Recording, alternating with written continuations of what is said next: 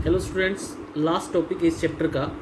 इस टॉपिक के बाद मैं आप लोगों को पीडीएफ फॉर्मेट में कैथोड रे और एनोड रे का कुछ पीडीएफ फॉर्मेट में भेजूंगा, वो कॉपी में नोट डाउन कर लेना, फिर इकट्ठा उसको बता देंगे।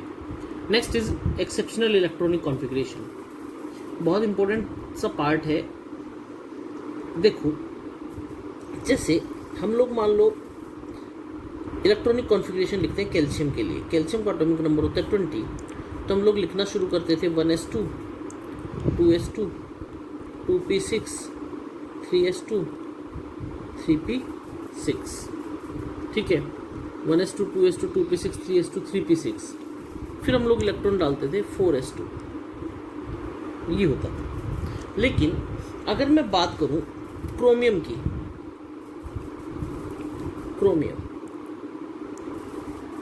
क्रोमियम की एटॉमिक नंबर होता है 24, और जो एक्सपेक्टेड होनी चाहिए तो हम लोग क्या लिखते थे 1s2, 2s2, 2p6, 3s2, 3p6, 4s2, और इलेक्ट्रॉन कहाँ जाना चाहिए था 3d4 में। ये जो इलेक्ट्रॉनिक कॉन्फ़िगरेशन थी ये दिस वाज एक्सपेक्टेड, ऐसा होना चाहिए था, लेकिन ऐसा होता नहीं है। इलेक्ट्रॉन क्या करता है, 4s का एक इलेक्ट्रॉन 3d में चला जाता है। और क्यों चला जाता है? इलेक्ट्रॉनिक कॉन्फ़िगरेशन जो एक्चुअल है वो ऐसी होती है।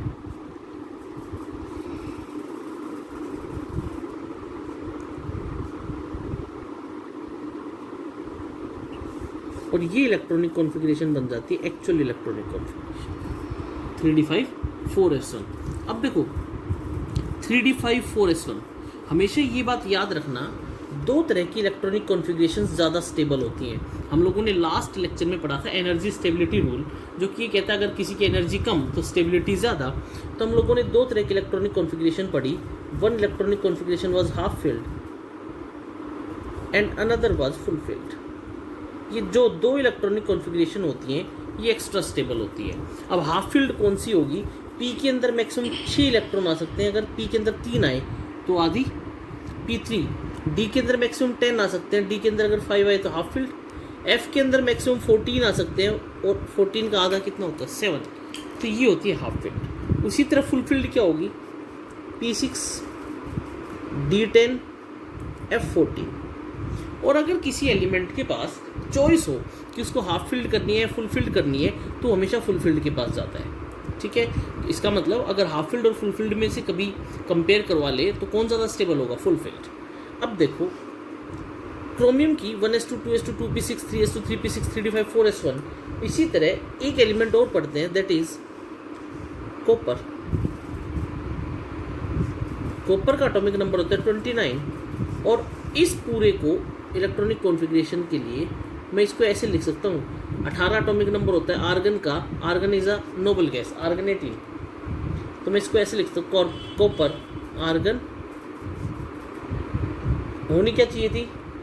3d9 4s2, this was expected.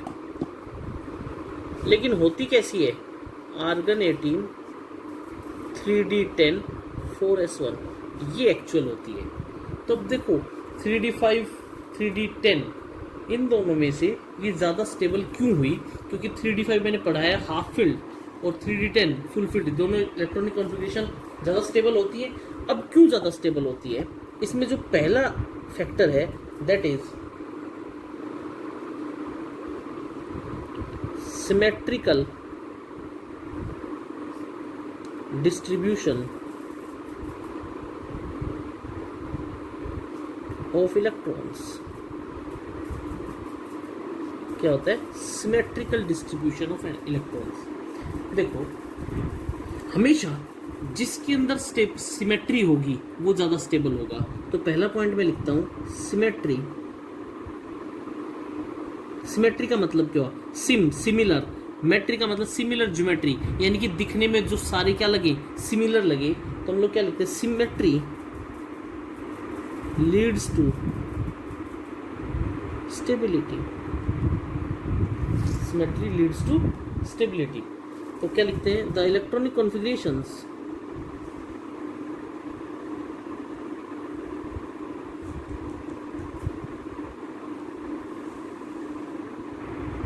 the electronic configuration in which all orbitals are of same subshell are either half filled or completely filled. Half filled or completely filled. Next,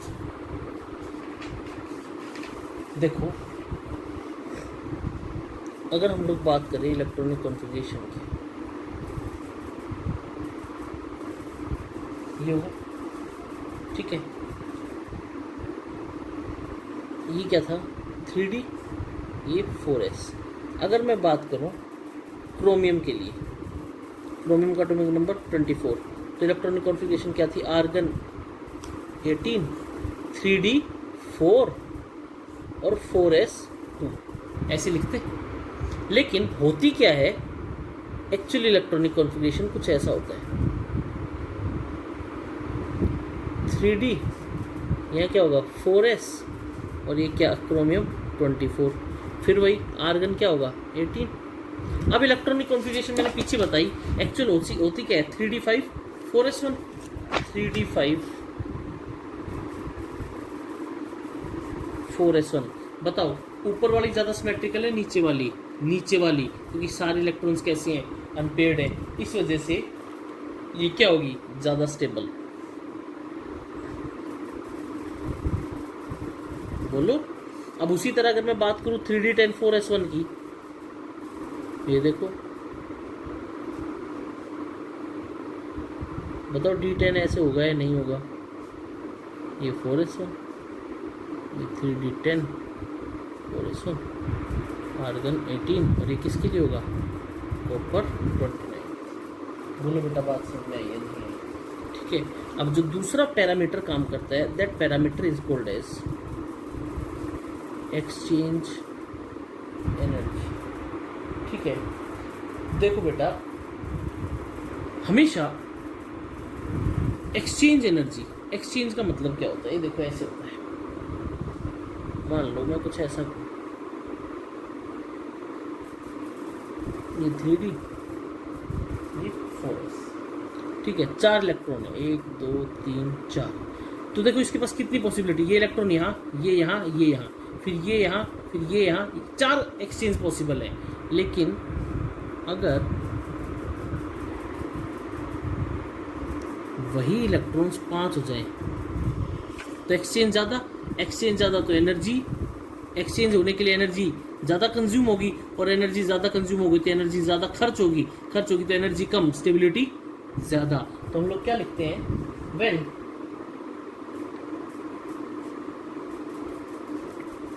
two or more electrons with parallel spin, ये parallel spin है, parallel spin are present in degenerate orbitals,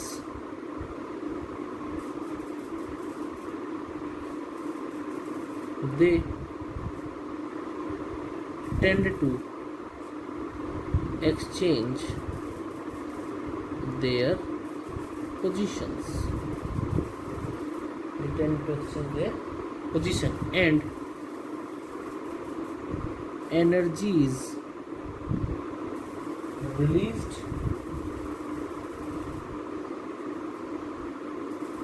during exchange and brings stability. बोलो बेटा बात समझ में आई है नहीं आई? इसका मतलब हमेशा किसी के लिए भी सबसे ज़्यादा इम्पोर्टेंट क्या होगा, एक्सचेंज एनर्जी। एक्सचेंज एनर्जी में क्या होगा, ये सारा बात होगी। तो जिसकी एक्सचेंज एनर्जी ज़्यादा और जिसके अंदर सिमेट्रिकल एलिमेंट ज़्यादा, वो इलेक्ट्रॉनिक कॉन्फ़िगरेशन ज़्यादा स्टेबल होगी। ठीक है बेटा। नेक्स्ट जो टॉपिक है that is electronic configuration of ions.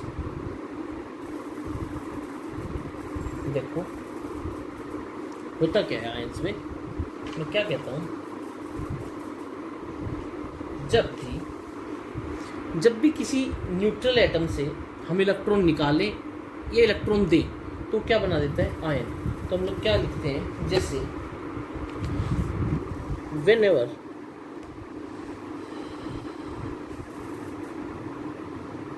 a change occurs in number of electrons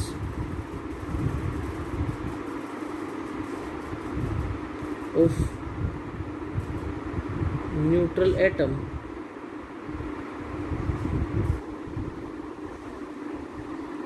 charged particle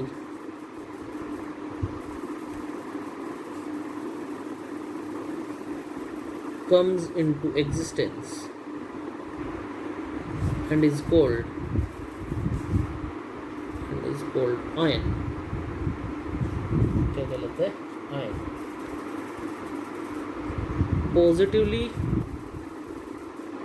charged ion is called cation and a negatively charged ion is called anion।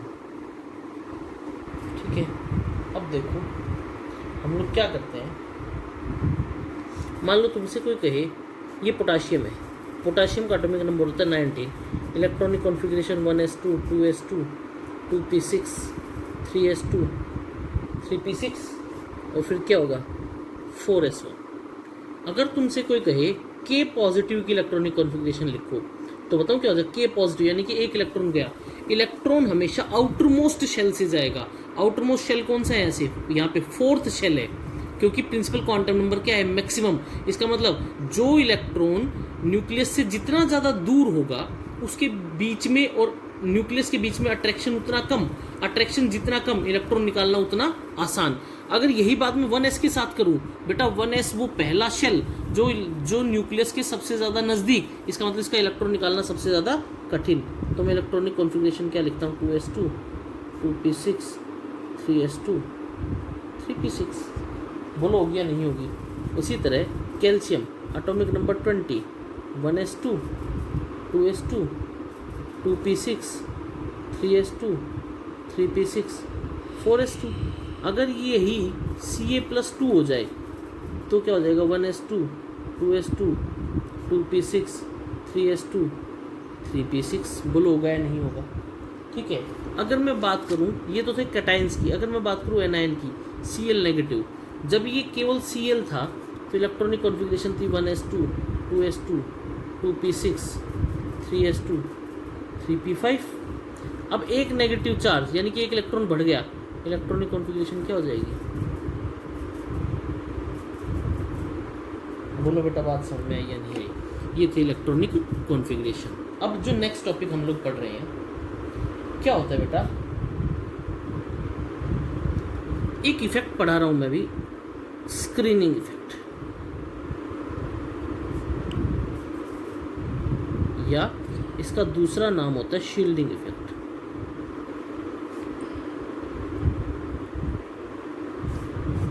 कुछ भी नहीं है, मैं बताता हूँ। देखो क्या है, ये न्यूक्लियस, ये बाहर शेल है, ठीक है। अगर मान लो यहाँ इलेक्ट्रॉन है, यहाँ भी इलेक्ट्रॉन है, यहाँ भी इलेक्ट्रॉन है। अगर ये वाले इलेक्ट्रॉन्स अपने यहाँ पे एक इमेजिनरी एक शील्ड तैयार कर दे, शील्ड का मतलब होता है कवच। अब इस वाले इलेक्ट्रॉन का और इस न्यूक्लियस का बीच में आ गई दीवार, बताओ अट्रैक्शन कम होगा या नहीं होगा। और अट्रैक्शन कम तो इलेक्ट्रॉन निकालना ज़्यादा आसान, इसका मतलब शील्डिंग इफेक्ट बढ़ेगा, तो इलेक्ट्रॉन और न्यूक्लियस के बीच में इंट्रैक्शन या अट्रैक्शन वीक हो जाएगा। तो मैं क्या कहता हूँ, the shielding effect, the decrease in force of attraction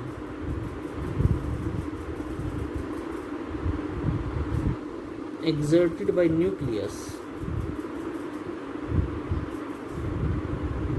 on valency electrons due to valence electron को से होता है outermost due to presence of electrons in inner shell is called screening or shielding effect। बोलो बेटा बात समझ में आई है नहीं? ठीक है, फिर होगा क्या इस स्क्रीनिंग इफेक्ट से?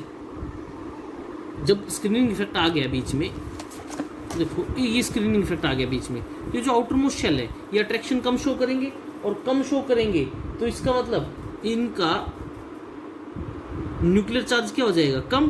तो इस घटे हुए न्यूक्लियर चार्ज को कहा जाता है इफेक्टिव न्यूक्लियर चार्ज। क्या लिखते हैं हम लोग? Due to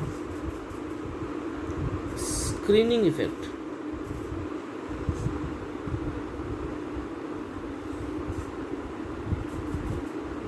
valence electrons experience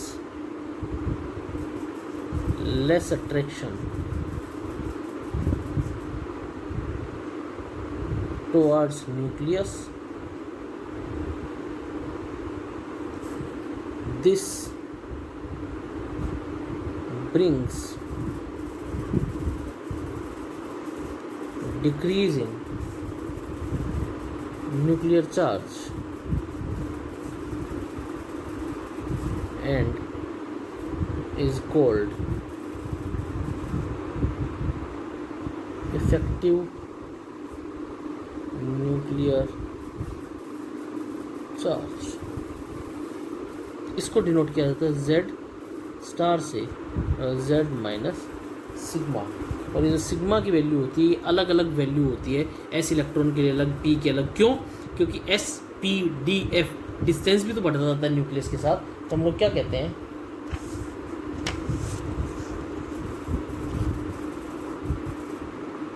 nearer. अब बेटा न्यूक्लियस के जितना नजदीक इलेक्ट्रॉन होगा, बताओ जितना नजदीक इलेक्ट्रॉन इफेक्टिव न्यूक्लियर चार्ज उतना ही ज्यादा, क्योंकि शील्डिंग इफेक्ट क्या होगा? कम। Nearer the electron from nucleus stronger will be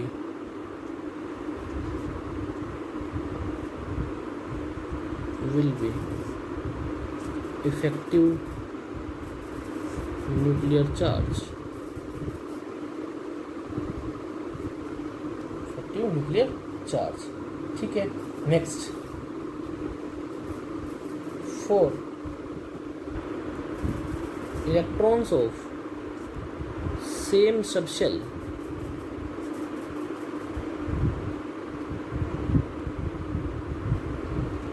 for electrons of subshell in same shell,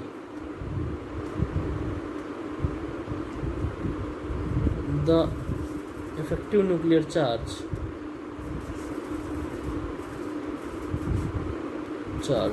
depend on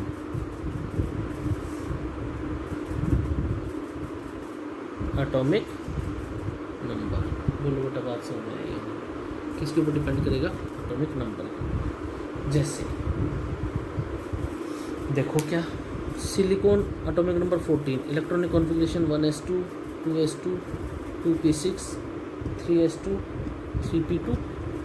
उसी तरह phosphorus atomic number 15 1s2 2s2 2p6 3s2 3p3। अरे बोलो तो देखो 3p2 3p3, silicon 14 phosphorus 15।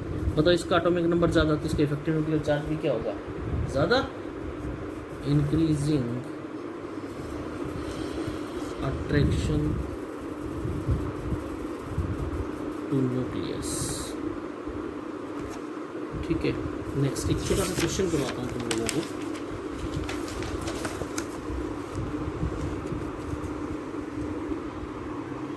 Question है, how many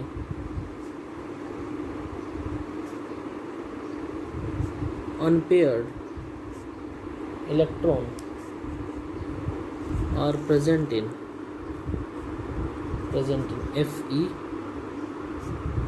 Fe plus 2 Fe plus 3। लो जी कर लेते हैं। Fe atomic number 26, electronic configuration argon 18, 3d6 4s2। बोलो, अरे 4s पे इलेक्ट्रॉन इसलिए पहले जाएगा, n+l रूल लगा लो। n+l रूल क्या कहता था, जिसकी n+l की वैल्यू कम उसमें इलेक्ट्रॉन पहले, तो 3d के लिए n+l आएगा 5, 4s के लिए 4। बोलो, लेकिन इलेक्ट्रॉन पहले किस में से निकलेगा, अगर निकालना हुआ तो 4s2 में से। देखो अभी निकालते हैं कैसे। दूसरी हम लोगों को किसके लिए लिखनी है, Fe+2। 2 इलेक्ट्रॉन जाएंगे तो इलेक्ट्रॉन हमेशा आउटर मोस्ट शेल से जाएंगे, जिसका प्रिंसिपल क्वांटम नंबर की वैल्यू क्या होगी, मैक्सिमम। 4 और 3 में से कौन मैक्सिमम है, 4। 3d6, क्या मैं इसको ऐसे लिख सकता हूँ, 3d6 को है 1 2 3 4 5 6। कितने अनपेयर्ड इलेक्ट्रॉन हो गए, अरे बोलो 4 अनपेयर्ड। इसमें देखो कितने थे अनपेयर्ड, ये कितना 3d6, 1 2 3 4 5 6। इसके अंदर भी कितने, 4 अनपेयर्ड। अब बात करते हैं Fe+3 की। Fe+3 3 इलेक्ट्रॉन निकालने हैं, 2 तो निकल गए 4s वाले, एक कहाँ से निकलेगा, 3d6 में से। तो इलेक्ट्रॉनिक कॉन्फ़िगरेशन हो जाएगी आर्गन 18 3d5, और 3d5 को मैं कुछ ऐसा लिख सकता हूँ 1 2 3 4 5। कितने अनपेयर्ड, 5 अनपेयर्ड इलेक्ट्रॉन्स। बोलो बेटा बात समझ में आई या नहीं आई, अरे बोलो। नेक्स्ट एक क्वेश्चन और करवाता हूँ, करें।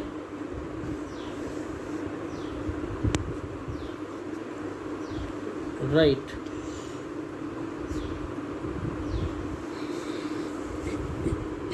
four quantum number